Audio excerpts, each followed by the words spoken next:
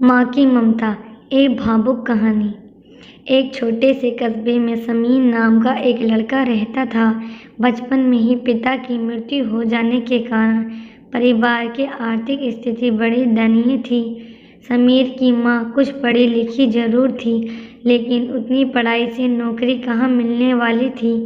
सो घर घर बर्तन मांजकर और सिलाई बुनाई का काम करके किसी तरह अपने बच्चे को पढ़ा लिखा रही थी। समीर स्वभाव से थोड़ा शर्मीला था और अक्सर चुपचाप बैठा रहता था। एक दिन जब वह स्कूल से लौटा तो उसके हाथ में एक लिफाफा था। उसमें माँ को लिफाफा पकड़ाते हुए कहा, माँ, मास्टर साहब ने तुम्हारे लिए ये चिट्ठी भेजी है, जरा देखो तो इसमें क्या लिखा है।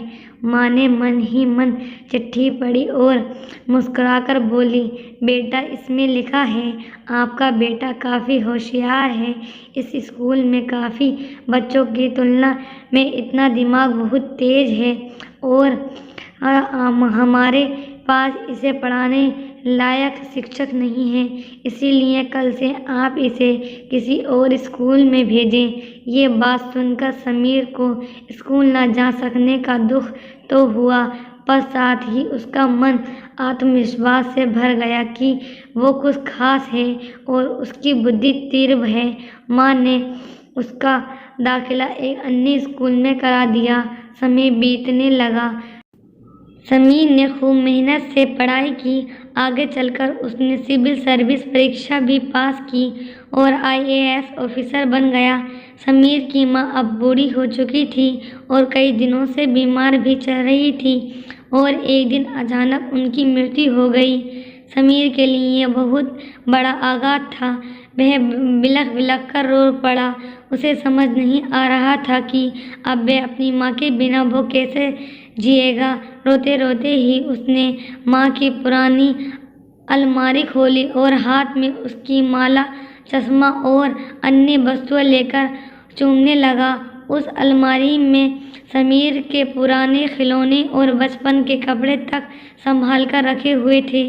समीर एक एक कर सारी चीज़ें निकालने लगा और तभी उसकी नज़र एक पुरानी चिट्ठी पर पड़ी।